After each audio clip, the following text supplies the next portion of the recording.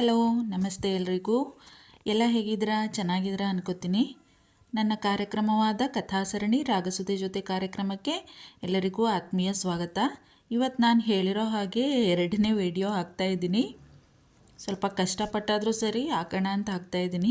Please ಎಲ್ಲ ನೋಡ್ತಾ ಇರೋರು ಎಲ್ಲರೂ ತಪ್ಪದೇ ನಿಮ್ಮ ಬಲಗಡೆ ಕಾಣ್ತಾ ಇರೋ ಬೆಲ್ ಐಕನ್ನ ಒತ್ತಿ. ನಿಮಗೇನಾದರೂ ಈ ನೋಟಿಫಿಕೇಷನ್ ಸೌಂಡ್ಸು ಇರಿಟೇಟ್ ಮಾಡುತ್ತೆ ಅಂತಾದರೆ ಆ ಬೆಲ್ ಐಕನ್ನ ಒಂದೇ ಸಲ ಒತ್ತಿ. ಆವಾಗ ನಿಮ್ಗೆ ಏನೂ ಅದರ ಸೌಂಡ್ ಬರಲ್ಲ, ನಿಮ್ಗೆ ಇರಿಟೇಟು ಆಗಲ್ಲ. ಆದರೆ ಪ್ಲೀಸ್ ನೀವು ಸಬ್ಸ್ಕ್ರೈಬ್ ಮಾಡ್ಕೊಳ್ಳೋದನ್ನು ಯಾರು ನೋಡ್ತಾ ಇದ್ದೀರೋ ಪ್ರತಿಯೊಬ್ಬರು ಮರಿಬೇಡಿ. ಯಾಕೆ ಅಂದರೆ ನಾನು ಬೇರೆ ವಿಡಿಯೋನೂ ಹಾಕೋಕ್ಕೂ ಇದು ಸಹಾಯ ಮಾಡುತ್ತೆ ನನಗೆ. ಇಲ್ಲಾಂದರೆ ನನಗೆ ಬರೆಯೋ ಉತ್ಸಾಹನೇ ಹೊರಟೋಗುತ್ತೆ, ಅಂದರೆ ಬರೆದಿದ್ದನ್ನು ನಿಮ್ಮ ಮುಂದೆ ಹೇಳೋ ಉತ್ಸಾಹನೇ ಹೊರಟೋಗುತ್ತೆ. ಆವಾಗ ನಾನು ಈ ಥರ ಯಾವ ಪೋಸ್ಟನ್ನು ಹಾಕೋಕ್ಕೂ ಆಗಲ್ಲ, ಏನು ಮಾಡೋಕ್ಕಾಗಲ್ಲ ವಿಡಿಯೋನು. ಅದಕ್ಕೆ ಹೇಳ್ತಾ ಇದ್ದೀನಿ, ನೋಡ್ತಾ ಇರೋರು ಎಲ್ಲರೂ ತಪ್ಪದೆ ಸಬ್ಸ್ಕ್ರೈಬ್ ಮಾಡ್ಕೊಳ್ಳಿ. ಇದು ನನ್ನ ಮೊದಲ ಕಥೆ, ಕೆಣಕುತ್ತಿದೆ ನಿನ್ನ ಕಣ್ಣೋಟ ಕಥೆಯ ಮುಂದುವರೆದ ಭಾಗ. ಪ್ಲೀಸ್ ಕೇಳಿ, ನೋಡಿ, ಸಬ್ಸ್ಕ್ರೈಬ್ ಮಾಡ್ಕೊಳ್ಳಿ. ಏನು ಯೋಚಿಸ್ತಾ ಇದೆಯಾ? ಬಾ ಹೋಗೋಣ ಎಂದ ಶರಶ್ಚಂದ್ರ. ಇಬ್ಬರೂ ಕೆಳಗಿಳಿದು ಬಂದರು. ಬೆಳಗ್ಗೆ ಎದ್ದು ಗೆಳತಿಯನ್ನು ಎಬ್ಬಿಸಲು ನೋಡಿದಳು ಮಮತಾ. ಇಷ್ಟೊತ್ತಾದರೂ ಎದ್ದಿಲ್ವಲ್ಲ ಇವಳು, ಯಾವಾಗಲೂ ನನ್ನ ಎಬ್ಸೋಳು. ನಿನ್ನೆ ಸುಸ್ತಾಗಿದ್ಲಲ್ಲ, ಅದಕ್ಕೆ ಮನಿಕಂಡಿರ್ಬೋದು ಎಂದುಕೊಂಡು ಗೆಳತಿಯ ಸನಿಹ ಬಂದಳು. ಪಾರಿ, ಏ ಪಾರಿ 2-3 ಸಾರಿ ಕರೆದು ನೋಡಿದಳು. ಉತ್ತರವಿಲ್ಲ. ಮೈ ಮುಟ್ಟಿದಳು. ಬೆಚ್ಚಿ ಕೈ ಹಿಂದಕ್ಕೆ ಎಳೆದುಕೊಂಡಳು. ಪ್ರಾರ್ಥನಾಳ ಮೈ ಕೆಂಡದಂತೆ ಸುಡುತ್ತಿತ್ತು ಜ್ವರದ ತಾಪಕ್ಕೆ. ಯಪ್ಪ, ಏಟೊಂದು ಜ್ವರ ಬಂದೈತೆ. ಗಾಬರಿಯಿಂದ ಹಾಸ್ಟೆಲ್ ವಾರ್ಡನ್ ಇದ್ದಲ್ಲಿ ಓಡಿದಳು ಮಮತಾ. ವಾರ್ಡನ್ ಬಂದು ನೋಡಿ ಜ್ವರಕ್ಕೆ ಅವರಲ್ಲಿದ್ದ ಮಾತ್ರೆ ಕೊಟ್ಟರು. ಏನಾದರೂ ತಿನ್ನಿಸಿ ಇದನ್ನು ಕೊಡು ಅವಳಿಗೆ, ನೋಡೋಣ, ಕಡಿಮೆ ಆಗದೇ ಇದ್ದರೆ ಡಾಕ್ಟರ್ನ ಕನ್ಸಲ್ಟ್ ಮಾಡೋಣ ಎಂದು ಹೋದರು. ಅವರೇನೋ ಹೇಳಿ ಅವರ ಪಾಡಿಗೆ ಅವರು ಹೋದರು. ಪ್ರಾರ್ಥನಾಳ ಜ್ವರದ ತಾಪ ನೋಡಿ ಇವಳಿಗೆ ಗಾಬರಿಯಾಗುತ್ತಿತ್ತು. ಎಚ್ಚರವೇ ಇಲ್ಲ ಅವಳಿಗೆ. ಏನನ್ನು ಹೇಗೆ ತಿನ್ನಿಸಿ ಮಾತ್ರೆ ಕೊಡುವುದು ಅವಳಿಗೆ? ತಲೆ ಒತ್ತಿಕೊಂಡಳು. ಅಜ್ಜಮ್ಮ, ಅಮ್ಮ, ನಾನು ಬತ್ತೀನಿ, ನೀವಿರೋವಲ್ಲಿ ಯಾರೂ ಇಲ್ಲ ನನಗೆ. ಜ್ವರದಲ್ಲಿ ಏನೇನೋ ಬಡಬಡಿಸತೊಡಗಿದಳು ಪ್ರಾರ್ಥನಾ. ಪಾರಿ ಇಲ್ಲಿ ನೋಡಮ್ಮ, ನಾನಿದ್ದೀನಿ ನಿನ್ನ ಜೊತೆ, ಇಲ್ಲಿ ನೋಡು, ಕಣ್ಬಿಡೆ, ಏನಾದರೂ ತಿನ್ನಕ್ಕೆ ತಗೊಬತ್ತೀನಿ ನಿನಗೆ. ಕಣ್ಣು ತುಂಬಿತು ಮಮತಾಗೆ ಗೆಳತಿಯ ಸ್ಥಿತಿ ನೋಡಿ. ಅಡುಗೆ ಭಟ್ಟರಿಗೆ ಹೇಳಿ ಜ್ವರ ಇದೆ, ಏನಾದರೂ ಮೆತ್ತಗಿನ ಆಹಾರ ಕೊಡಿ ಎಂದು ಅವರು ಕೊಟ್ಟ ಇಡ್ಲಿ ತೆಗೆದುಕೊಂಡು ಗೆಳತಿ ಇರುವಲ್ಲಿಗೆ ಬಂದಳು ಮಮತಾ. ಪಾರಿ, ಕಣ್ಬಿಡಮ್ಮ, ಇಲ್ಲಿ ನೋಡು, ಸ್ವಲ್ಪ ಏನಾದರೂ ತಿಂದು ಮಾತ್ರೆ ತಗೋ, ಜ್ವರ ಕಡಿಮೆ ಆಯ್ತದೆ. ಗೆಳತಿಯನ್ನು ಎಬ್ಬಿಸುವ ಪ್ರಯತ್ನ ಮಾಡಿದಳು. ಅಂತೂ ಇಂತೂ ಎಷ್ಟೋ ಸಮಯದ ನಂತರ ಕಣ್ಣು ತೆರೆದು ಕಣ್ತುಂಬಿಕೊಂಡಳು ಪ್ರಾರ್ಥನಾ. ಯಾಕೆ ಅಳು? ಏನಾಗಕ್ಕಿಲ್ಲ ಪಾರಿ, ಸುಮ್ಕಿರು. ನೋಡು, ಈ ಇಡ್ಲಿ ತಿಂದು ಮಾತ್ರೆ ನುಂಗಿ ಮಲಿಕೋ, ಎಲ್ಲ ಸರಿ ಹೋಯ್ತದೆ. ಅವಳಿನ್ನೂ ಅರೆಬರೆ ಎಚ್ಚರದಲ್ಲೇ ಇದ್ದಳು. ಅವಳಿಗೆ ಹಾಗೋ ಹೀಗೋ 2 ಚೂರು ಇಡ್ಲಿ ತಿನ್ನಿಸಿ ಮಾತ್ರೆ ನುಂಗಿಸಿದಳು ಮಮತಾ.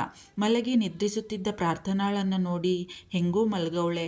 ವಾರ್ಡನ್ ತವ ಆಗಾಗ ನೋಡ್ಕೊಬರ ಕೇಳಿ ನಾನು ಕಾಲೇಜಿಗೆ ಹೋಗಿದ್ದು ಬರ್ತೀನಿ, ಮಧ್ಯಾಹ್ನ ಬ್ಯಾಗ ಬಂದ್ಬಿಡ್ತೀನಿ ಎಂದುಕೊಂಡು ವಾರ್ಡನ್ ಹತ್ತಿರ ಹೇಳಿ ಹೊರಟಳು ಮಮತಾ. ಶರಶ್ಚಂದ್ರ ಇನ್ನೂ ಡಲ್ಲಾಗಿಯೇ ಇದ್ದ. ಗೆಳೆಯನ ಮುಂದೆ ಪ್ರಯತ್ನಪೂರ್ವಕವಾಗಿ ಏನೂ ಆಗಿಲ್ಲದವನಂತೆ ತೋರಿಸಿಕೊಳ್ಳಲು ಪ್ರಯತ್ನ ಪಡುತ್ತಿದ್ದ. ಇದು ಅನೀಶ್ಗೂ ಅರ್ಥವಾಗಿತ್ತು. ಅವನು ತನಗೇನೂ ಗೊತ್ತೇ ಇಲ್ಲದವನಂತೆ ಸ್ವಾಭಾವಿಕವಾಗಿಯೇ ಇದ್ದ. ನಿಧಾನಕ್ಕೆ ಇವನ ಬಾಯಿ ಬಿಡಿಸಬೇಕು, ಗಡಿಬಿಡಿ ಬೇಡ ಎಂದುಕೊಂಡ. ಅಪ್ಪ ಚೆನ್ನಾಗಿದ್ದೀರಾ ಕೇಳಿದರು ರಂಗಜ್ಜ. ಹಾಂ ರಂಗಜ್ಜ, ನೀವು? ಏನೋ ಹಿಂಗ್ಯೂನಿ ನೋಡಿ. ಬನ್ನಿ, ಇಬ್ಬರೂ ತಿಂಡಿ ತಿನ್ನೋರಂತೆ. ಇಬ್ಬರೂ ಬಂದು ಡೈನಿಂಗ್ ಟೇಬಲ್ ಎದುರು ಕುಳಿತರು. ಬಂದಾಗಿನಿಂದ ನಂದೇ ವಿಷಯ ಆಯಿತು. ನೀ ಹೆಂಗಿದೆಯೋ? ಹೆಂಗೆ ನಡೀತಾ ಇದೆ ಕೆಲಸ? ಹೆಂಗಿದೆ ಈಗ ನಿನ್ನ ಜೀವನ? ವಿಷಾದದ ನಗುನಕ್ಕ ಅನೀಶ್. ನನ್ನ ಜೀವನದ ಕಥೆ ಗೊತ್ತೇ ಇದೆ ಅಲ್ವಾ ನಿನಗೆ? ಹಾಗೇ ಇದೆ ಅಷ್ಟೇ. ಇನ್ನು ಕೆಲಸ ಅದ್ರ ಪಾಡಿಗೆ ಅದು ನಡೀತಾ ಇದೆ. ಬೇಸರದಿಂದ ಅವನ ಮುಖ ನೋಡಿ ನಿಟ್ಟುಸಿರು ಹೊರಹಾಕಿದ ಶರಶ್ಚಂದ್ರ. ರಂಗಜ್ಜ ಬಡಿಸಿದ ತಿಂಡಿ ತಿಂದು ಇಬ್ಬರೂ ಮೇಲೆ ಹೊರಟರು ಶರಶ್ಚಂದ್ರನ ರೂಮಿಗೆ. ಮಧ್ಯಾಹ್ನವಾಗುತ್ತಿದ್ದ ಹಾಗೆ ಜ್ವರದ ತಾಪ ಇನ್ನೂ ಏರಿತೇ ವಿನಃ ಕಡಿಮೆ ಆಗಿರಲಿಲ್ಲ ಪ್ರಾರ್ಥನಾಳಿಗೆ. ಮಮತಾ ಕಾಲೇಜಿಂದ ಬಂದವಳು ಭಯಪಟ್ಟುಕೊಂಡಳು. ನಂಗಾಯ್ತಾ ಇಲ್ಲ, ಏನೋ ಆಯ್ತಾ ಇದೆ, ನನಗೆ ಅರ್ಥ ಆಯ್ತಾ ಇಲ್ಲ. ಅವರು ದೂರ ಇರು ಅಂತ ನಾನು ಯಾರಿಗೂ ಬ್ಯಾಡ ಅಮ್ಮ, ನಾನು ಏನೇನೋ ಬರಬಡಿಸುತ್ತಿದ್ದಳು. ಹೀಗೆಯೇ ಏನೊಂದು ಅರ್ಥ ಆಗಲಿಲ್ಲ ಮಮತಾಗೆ.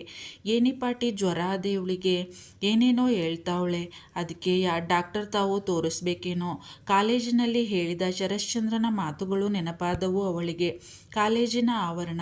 ಶರಶ್ಚಂದ್ರನ ಕಾರು ಬಂದು ನಿಲ್ಲುವುದಕ್ಕೂ ಮಮತಾ ಕಾಲೇಜಿನ ಆವರಣದ ಒಳಗೆ ಬರುವುದಕ್ಕೂ ಸರಿ ಹೋಗಿತ್ತು.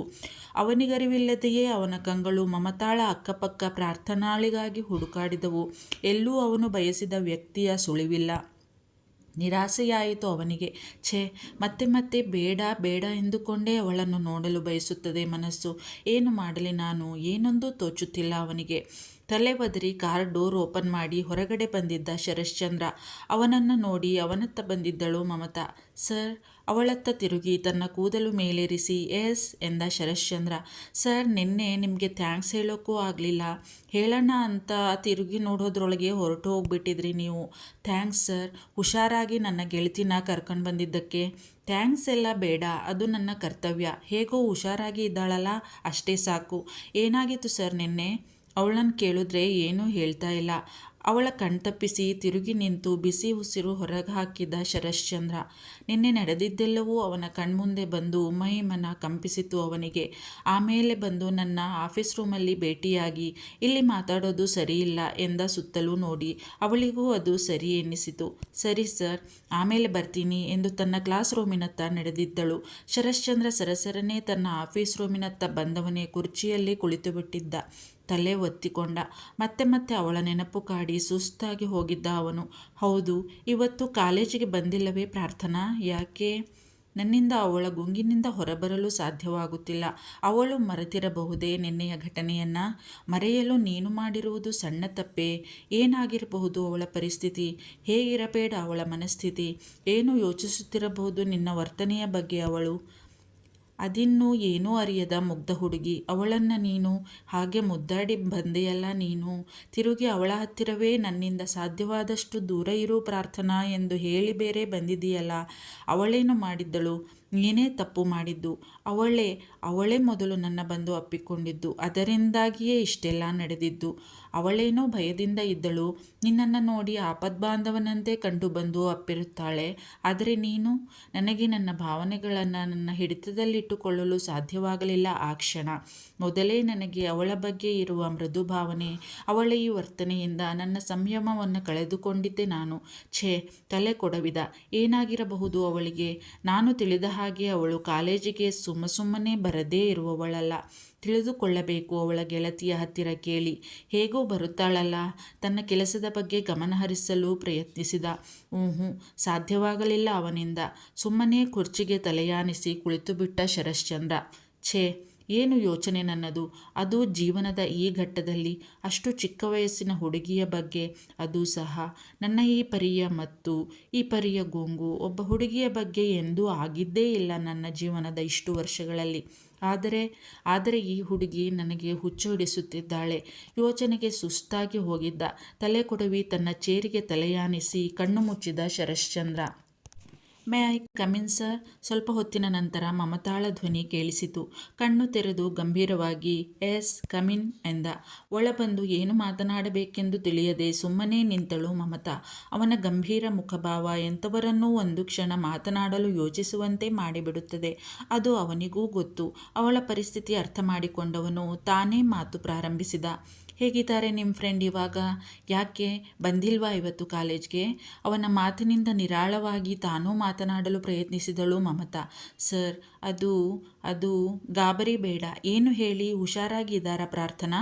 ಸಣ್ಣ ಗಾಬರಿಯಿಂದಲೇ ಕೇಳಿದ ಶರಶ್ಚಂದ್ರ. ಇಲ್ಲ ಸರ್, ತುಂಬ ಜ್ವರ ಬಂದಿದೆ ಅವಳಿಗೆ. ವಾಟ್? ಹುಷಾರಿಲ್ವಾ? ಏನಾಯಿತು? ಗಾಬರಿಯಿಂದ ಕೇಳಿದ. ಅದೇನಾಯಿತೋ ಗೊತ್ತಿಲ್ಲ ಸರ್. ಕೇಳಿದರೆ ಏನು ಹೇಳ್ತಾನೇ ಇಲ್ಲ ಅವಳು. ಈಗ ನೋಡಿದರೆ ತುಂಬ ಜ್ವರ ಸರ್ ಅವಳಿಗೆ. ಮಾತ್ರೆ ನುಂಗಿಸಿ ಬಂದಿದ್ದೀನಿ. ನೀವಾದರೂ ಹೇಳಿ ಸರ್, ಅವಳು ಎಲ್ಲಿ ಸಿಕ್ಕಿದ್ಲು ನಿಮಗೆ? ಏನೂ ಅನಾಹುತ ಆಗಲಿಲ್ಲ ತಾನೇ? ಕೇಳಿದಳು.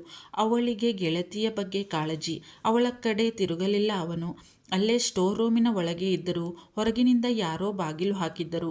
ತುಂಬ ಹೊತ್ತು ಅಲ್ಲಿಯೇ ಇದ್ದಾರಲ್ಲ, ಭಯಪಟ್ಟಿರಬೇಕು. ಇಷ್ಟೇ ಹೇಳಲು ಸಾಧ್ಯವಾಯಿತು ಅವನಿಂದ. ನಡೆದ ಘಟನೆಯನ್ನು ಅವಳ ಬಳಿ ಹೇಳಲು ಸಾಧ್ಯವೇ? ಅವನಿಗೂ ಅವಳ ಆರೋಗ್ಯ ಸ್ಥಿತಿಯ ಬಗ್ಗೆ ಚಿಂತೆ ಇದೆ.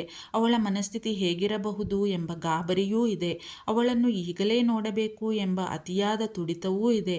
ಆದರೆ ಆದರೆ ಹಾಗೆ ಈಗಲೇ ಬರುತ್ತೇನೆ ಎಂದು ಹೋಗಿ ಅವಳನ್ನು ನೋಡಲು ಸಾಧ್ಯವೇ?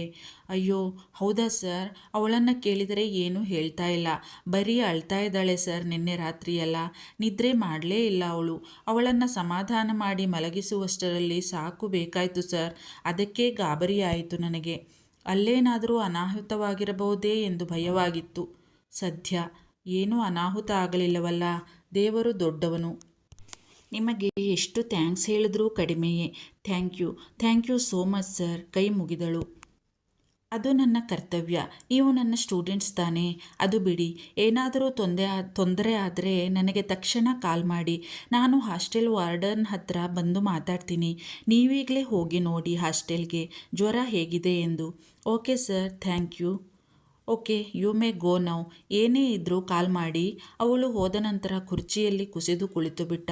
ಛೇ, ನನ್ನಿಂದಾಗಿ ಅವಳು ಈ ಪರಿಸ್ಥಿತಿಗೆ ಬರುವಂತಾಯಿತು. ಅಳುತ್ತಿದ್ದಳೆ. ಹಾಗಂದರಲ್ಲ ಅವಳ ಗೆಳತಿ. ಅಳದೆ ಇನ್ನೇನು ಮಾಡುತ್ತಾಳೆ? ಹೇಗೆ ನಡೆದುಕೊಂಡೆ ನೀನು ಅವಳ ಜೊತೆಗೆ?